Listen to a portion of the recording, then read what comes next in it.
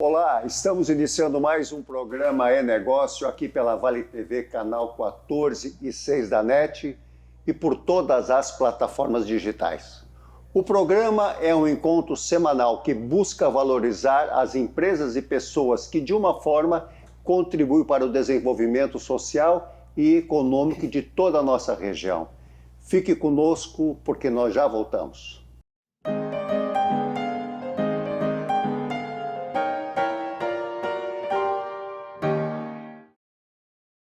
Ter a companhia de cada um de vocês é algo que nos deixa extremamente felizes.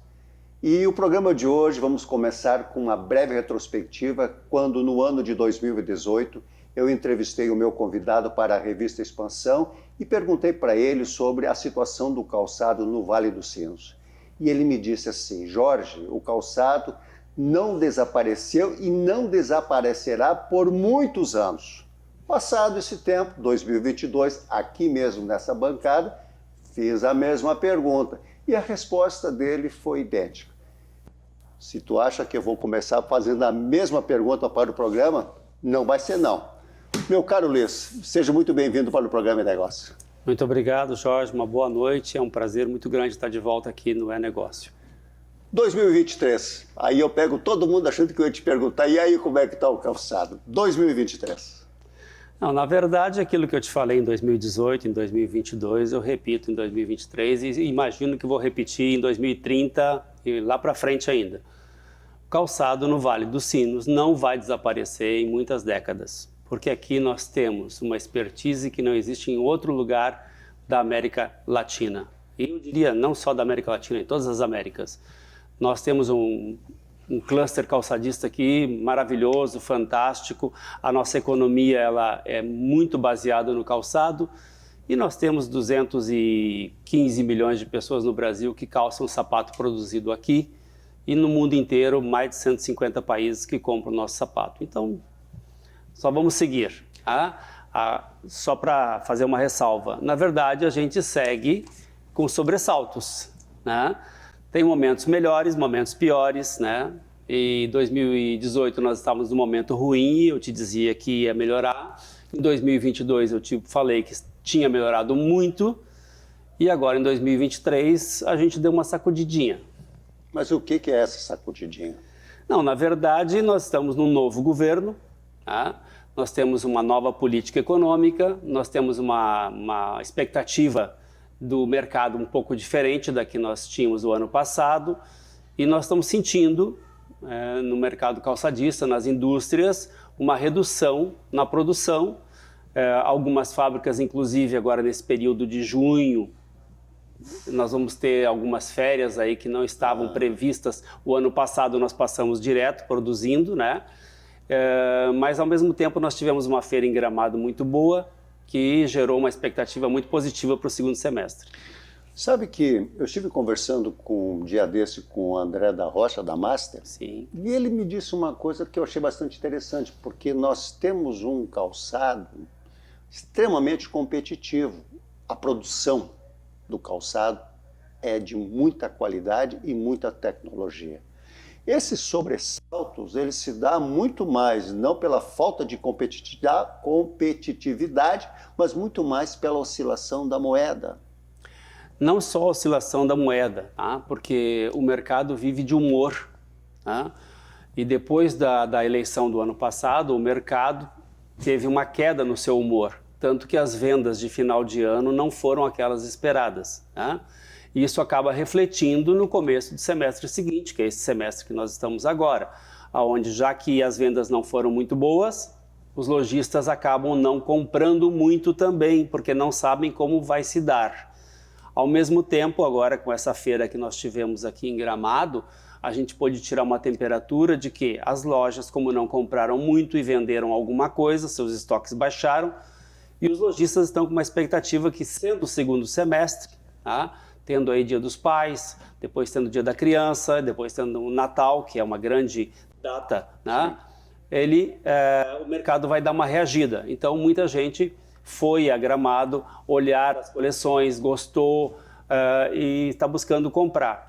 Nós estamos esperando também que haja uma acomodação do mercado, porque aquele entusiasmo que nós tivemos em 2021, 2022, de grande produção, de grandes vendas, isso acabou gerando uma certa inflação nos produtos, nas matérias-primas, que repercutiram no preço final de venda do calçado. Como nós estamos vivendo agora um processo contrário, vamos dizer assim, uma redução nas vendas, uma redução na produção, a gente imagina que o custo, o preço das matérias-primas também devem dar uma reduzida e o preço final do calçado comece a se adequar um pouco melhor, né? E aí isso depois talvez vai gerar uma venda maior também. Bom, que o calçado a gente sabe que sempre é uma caixinha de surpresa e todo mundo que é empresário está acompanhando e eu imagino pelo que tu estás dizendo, como não deve estar sendo difícil, deve estar sendo difícil esse momento, tá? Mas extremamente positivo, vamos acreditar, porque isso é passageiro, tá? Eu queria falar contigo um outro assunto que eu fiquei muito entusiasmado pelo que eu vi.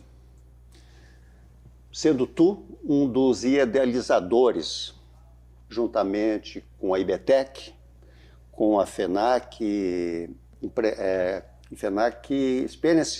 Experiences Conectam, né? Experiências que conectam. Que conectam. Sobre a fábrica conceito. Porque quando a gente fala de produtividade, que é a tecnologia, da onde surgiu a ideia de que, para que as pessoas pudessem, ou mesmo os empresários, assimilar o que está acontecendo, da onde surgiu essa ideia de criar uma fábrica conceito?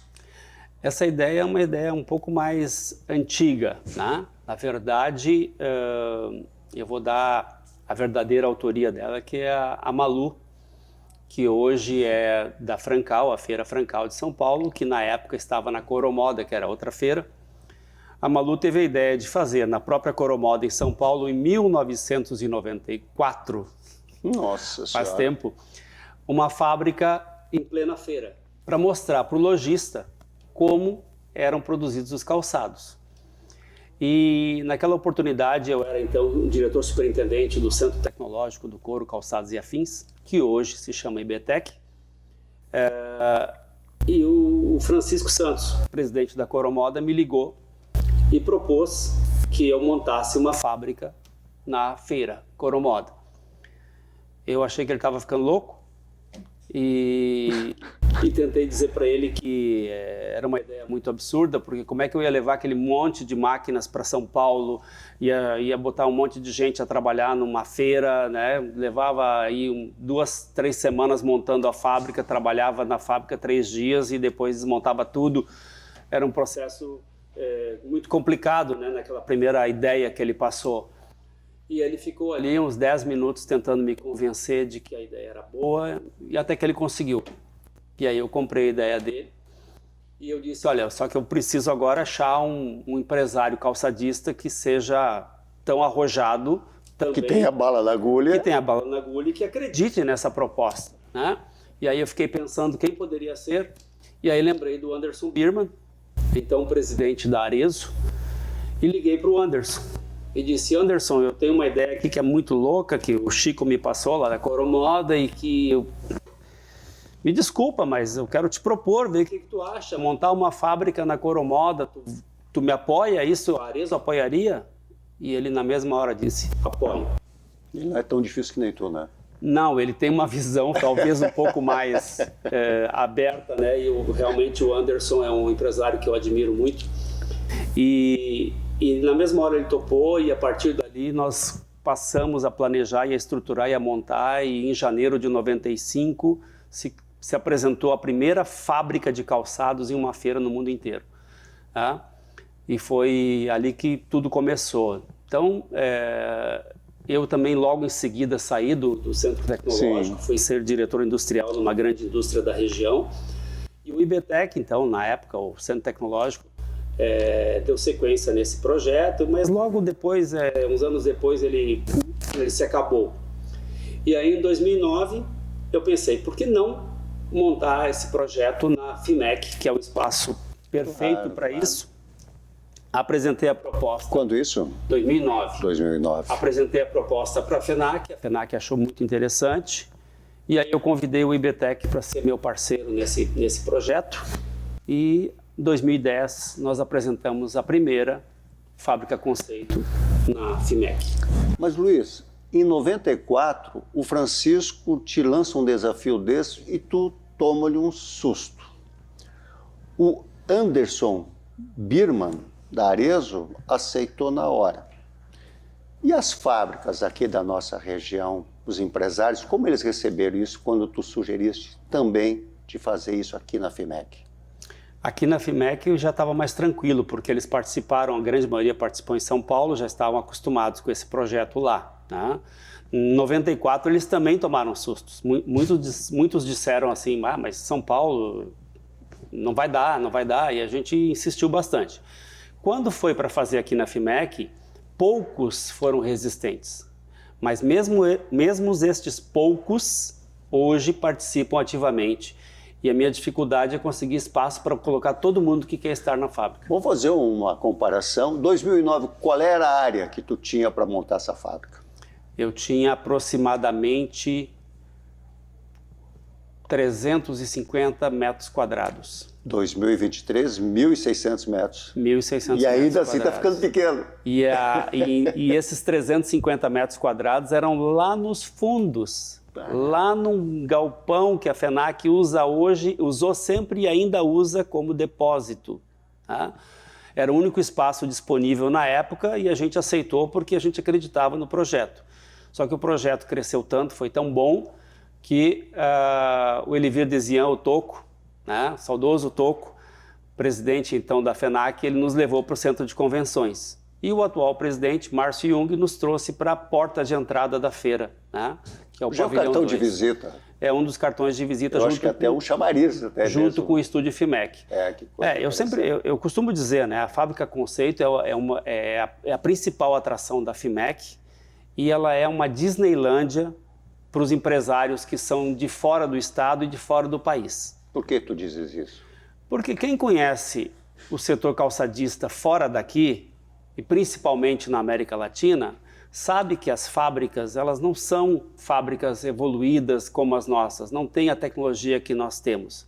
Então tu imagina um empresário peruano, colombiano, boliviano, quando ele chega na FIMEC e ele se depara com 5 linhas de produção de calçados, fazendo calçados de alta qualidade, com o maquinário mais moderno que nós temos no Brasil, ele fica... Meu Deus, um entusiasmo fantástico. Além disso, ele tem a possibilidade de passar os 3 dias olhando a feira, olhando a fábrica, filmando, fotografando, conversando com os operadores.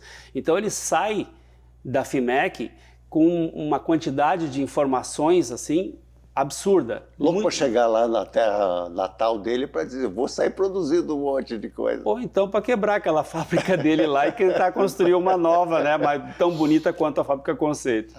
Luiz, eu quero continuar falando contigo sobre a fábrica Conceito logo após os nossos comerciais. Fique conosco porque nós já voltamos.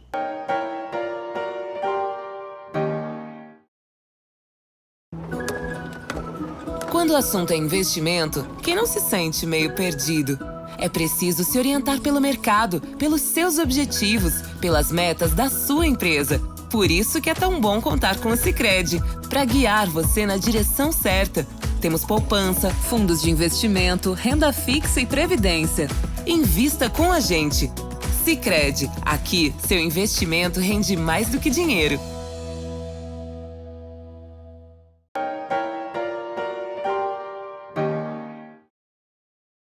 Voltando para o programa É Negócio dessa terça-feira, tendo como convidado Luiz Coelho, da Coelho Assessoria Empresarial, e estamos falando do sucesso da fábrica Conceito da FIMEC. Luiz, 70 empresas, 5 linhas de produção. E aí? Não é fácil montar isso. Tá? Na verdade, por exemplo, a fábrica Conceito de 2024, que vai ser apresentada em março do ano que vem, eu já estou trabalhando nela desde abril.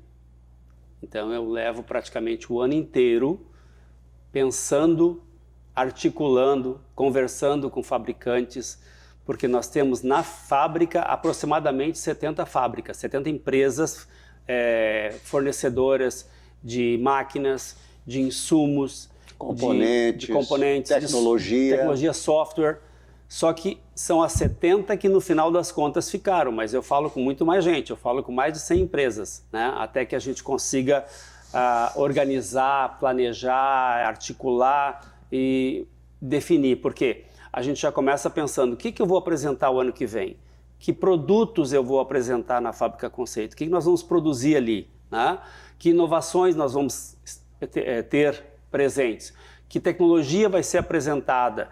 Que materiais sustentáveis a gente vai querer mostrar? Então, tudo isso é um planejamento que a gente começa muito antes, articulando com grandes indústrias químicas, né? E aí, a partir dali, então, tendo os produtos definidos, a gente vai buscar as marcas que vão nos ajudar a produzi-las, né? E depois, então, finalmente, a gente faz o contato com os fabricantes de máquinas, insumos, tecnologias e processos e softwares para colocar essa história toda na feira. Não há dúvida que isso aí não é de conversa, isso tem um custo altíssimo também, né? Mas eu sei que, pelo menos eu tinha conhecimento que nas outras edições, todos os sapatos produzidos eles tinham uma finalidade, né? O projeto ele não é simplesmente um projeto de tecnologia, não é só para mostrar o que há de mais moderno, o que há de mais produtivo, ou o que nós temos de mais sustentável no setor calçadista. Na verdade, ele é um projeto também social. Tá? Nós temos pessoas que trabalham na Fábrica Conceito, colaboradores que nós contratamos, que uma boa parte deles são aposentados, que adoram vir para a feira. Cheio de compromisso aí. Exatamente, retomar a sua atividade, mas nós também temos pessoas que estão desempregadas e que elas utilizam a Fábrica Conceito como vitrine para se empregar novamente, né? Porque acontece isso? Acontece, já teve profissionais que foram trabalhar no Peru, convidados por empresários que vieram à feira, conversaram com a pessoa, viram ela trabalhando, se interessaram pelo trabalho dela e convidaram ela e foram trabalhar no Peru, por exemplo. Tá? Mas todo o calçado que é produzido na Fábrica Conceito, ele depois é entregue para projetos sociais. Tá? A gente procura fazer o seguinte, a gente tem ali uma quantidade que varia de acordo com o produto e a cada ano, que pode variar de 1.500 a 2.500 pares que a gente produz nesses 3 dias. Certo. E como nós somos 3 parceiros, né, que é a FENAC e FIMEC, o IBTEC e a Coelho Assessoria, a gente divide esses volumes em 3 partes.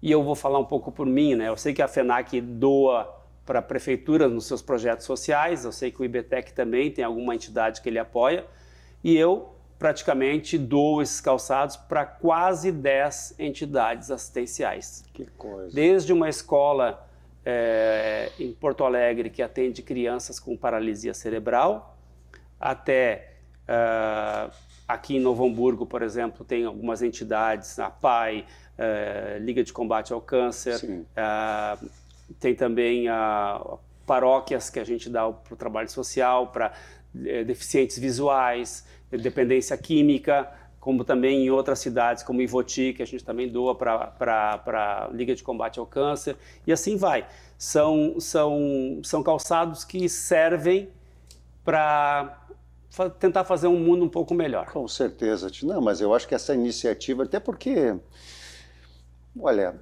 como nós falamos antes, a indústria é algo extremamente dinâmico, né? Então, nesse ambiente que tu estás dizendo, e eu achei tão legal de o cara estar ali trabalhando, sei lá, estou sendo visto, e aí o cara encosta do lado, dá um bafo quente nele e diz, olha, vai trabalhar comigo lá não sei aonde, o cara vai e se restabelece no mercado de uma forma bastante bonita, né?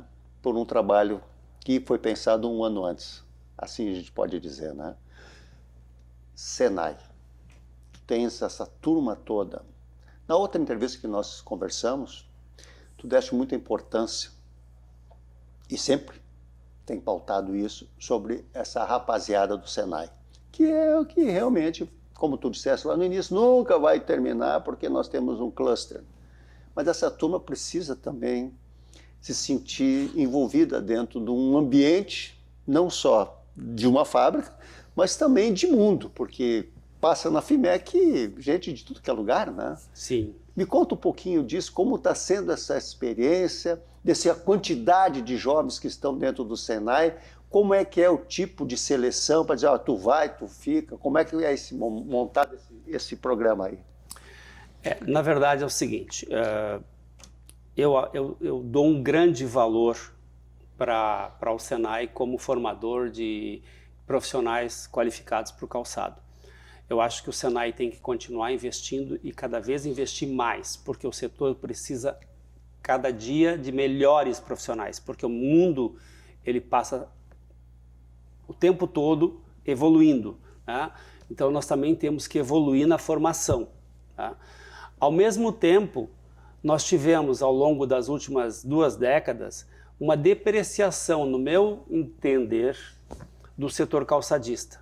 Muita gente dizendo que já tinha passado, né, e isso atrapalhou muito, e ao mesmo tempo nós tivemos também assim uma queda na produção de calçados em algumas cidades da região, mas fruto da migração, que é natural, né? E ao mesmo tempo nós tivemos empresas que dobraram, triplicaram de tamanho. Então assim, calçado não vai desaparecer. E se a gente observar alguns postos na indústria de calçados, a gente vai ver que elas remuneram melhor que muitas outras profissões que a gente considera que são profissões mais importantes ou mais tops, né? Por Atuais. exemplo, então, por exemplo, nós temos aí modelistas, estilistas, gerentes de exportação, gerentes comerciais, gerentes de produção de fábrica de calçados. São profissionais que hoje a remuneração é superior a 20, 30, 40 mil reais, né? Então, quais são as profissões que remuneram nesse patamar? Né? O engenheiro hoje sai de uma universidade, quanto é que ele ganha? Um técnico formado pelo Senai, ele já sai empregado e já sai com uma remuneração acima de 6, 7 mil reais. Tá? Se ele for um bom profissional, claro. Né? O fato de ter um diploma na mão não te garante nada. Mas o setor de calçados, ele te dá essas oportunidades. Se tu é um profissional, se tu é um jovem que acredita no calçado, tá? E que tu investe na tua profissão, na tua formação, a tendência é um crescimento. Posso fazer uma pergunta assim, de advogado mesmo? Como é que elas perguntam, né? Vou fazer uma analogia. Falo do jovem que entra no mercado. Mas quem está nos assistindo? Sapateiro? E agora? Estou numa situação, vamos pensar, às vezes está desempregado. Isso se deve a quê? Se ele estiver desempregado há muito tempo, se deve à incompetência dele.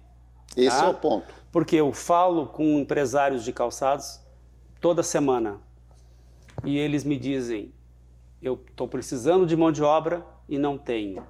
Tá?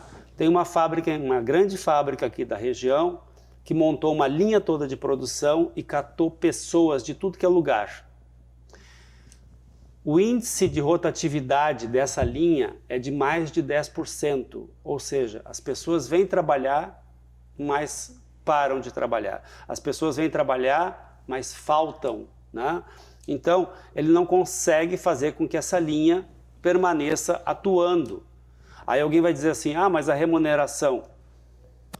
A pessoa tem que começar a trabalhar numa linha de produção, tem que aprender sobre sapato, e aí ela vai buscar a formação para atingir outros níveis dentro da fábrica e crescer a remuneração. Tá? A gente começa do começo, a gente sobe uma escada desde o primeiro degrau. Tá? Dificilmente alguém consegue subir uma escada já partindo do 10º degrau. Claro. Tá? Então a gente tem que começar ali. Então, eu recebi agora no meu celular de um jovem que eu não conheço, né? Que não está em nenhuma das minhas redes sociais, ele entrou através do Messenger, ali mandando uma mensagem para mim dizendo, eu trabalho numa fábrica de calçados aqui no interior e eu assisti, li a tua entrevista no Jornal Exclusivo e um dia eu quero chegar onde tu estás. Pronto. E aí eu disse para ele, tu tem que trabalhar, tu tem que aprender, tu tem que te dedicar, tu tem que ser uma pessoa correta, honesta, né? E acreditar. Aí ele me mandou uma nova mensagem. Então, por favor, fala para o meu gerente me dar essa oportunidade. Né? Na verdade, a gente tem que conquistar esse espaço. Claro, né? claro. E aí a gente pode ir galgando. Mas a indústria de calçados é um excelente lugar para a gente crescer e ter uma boa remuneração.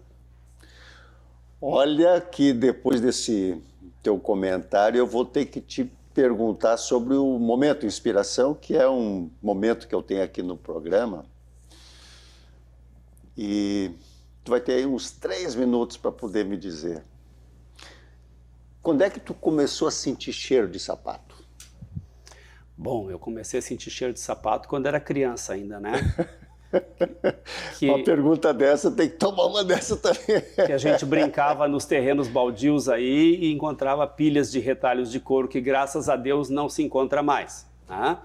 Mas foi ali. Depois, pessoas da minha família, meu pai trabalharam na indústria de calçados. Mas eu despertei profissionalmente para o setor de calçados aos 18 anos, quando eu me formei em Química na Escola Liberato e surgiu uma oportunidade de trabalhar na Escola do Calçado Senai, para montar os laboratórios na época de Química e de controle de qualidade de calçados, que não existiam no Brasil.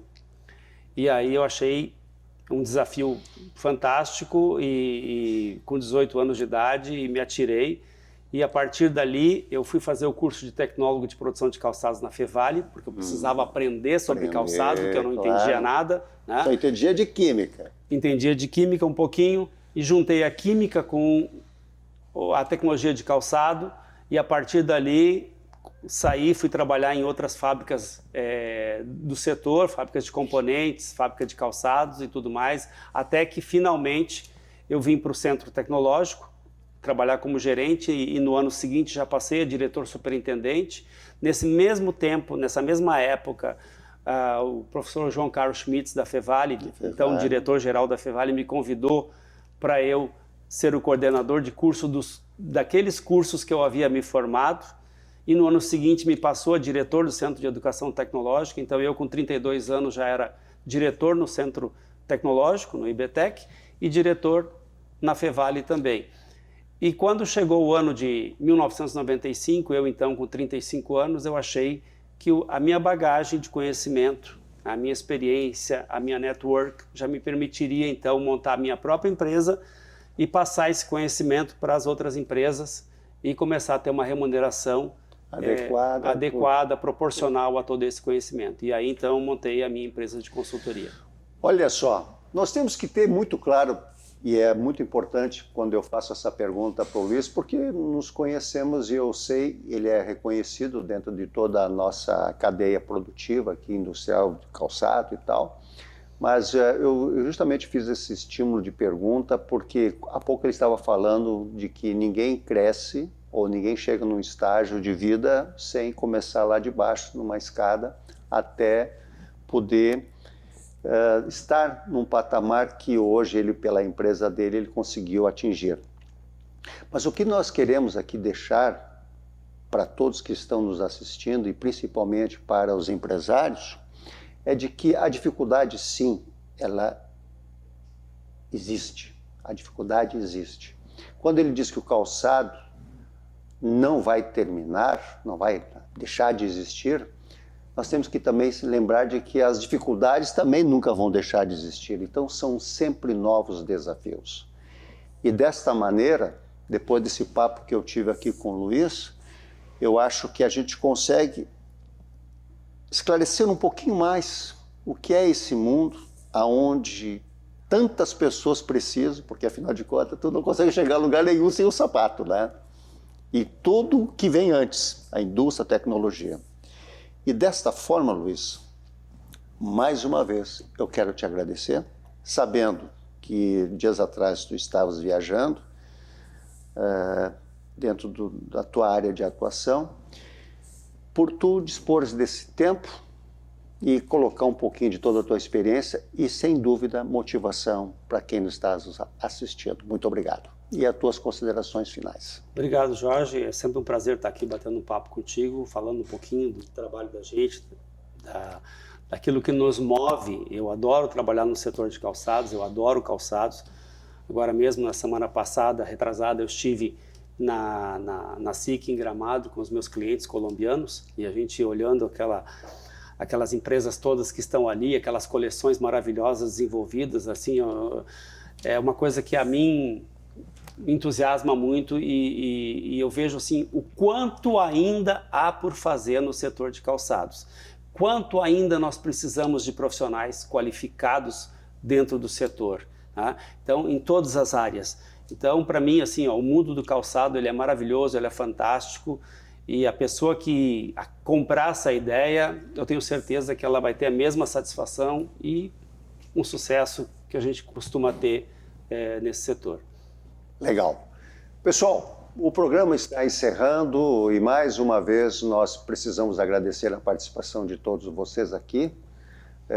Sempre é muito bom a gente poder conversar e saber que também durante a semana as pessoas comentam sobre a informação que foi colocada, o quanto isso é importante, às vezes uma mensagem tão simples para mas que tem uma força e um poder tão grande para outros.